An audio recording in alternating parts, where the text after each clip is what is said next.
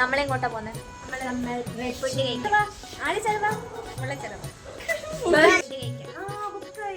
ഉച്ച സമയത്ത് ഞങ്ങൾ പി ജിന്ന് ഇറങ്ങി. ഊബറൊക്കെ ബുക്കാക്കി. ആൾ പെട്ടെന്ന് തന്നെ വന്നു.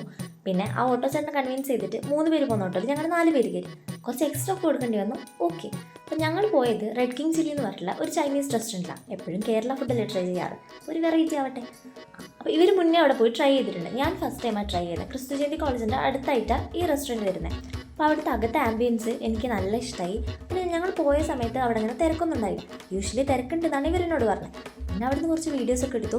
എനിക്കിഷ്ടപ്പെട്ട മെയിൻ കാര്യം എന്ന് വെച്ചാൽ നമ്മുടെ ഓർഡർ നമ്മളിവിടെ ഇങ്ങനെ എഴുതി വെക്കണം. എഴുതിയതിന് ശേഷം ലാസ്റ്റാണ് അവർ കളക്ട് ചെയ്യുക. അതെനിക്ക് കൺവീനിയൻ്റായി ഫീൽ ചെയ്തു. അപ്പോൾ ഇതൊക്കെയാണ് ഞങ്ങൾ ഓർഡർ ചെയ്ത ഫുഡ്. 2 സ്റ്റാർട്ടേഴ്സും 3 മെയിൻ കോഴ്സും.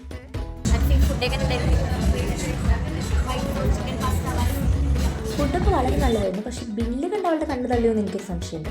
ഞാൻ ഊബറൊക്കെ ബുക്ക് ചെയ്ത് ഞങ്ങൾ തിരിച്ച് വീട്ടിൽ പോയി. ഊബർ കിട്ടിയതിൻ്റെ സന്തോഷമാണ് കണ്ടത്. അപ്പോൾ അത്രേ ഉള്ളൂ. ബൈ.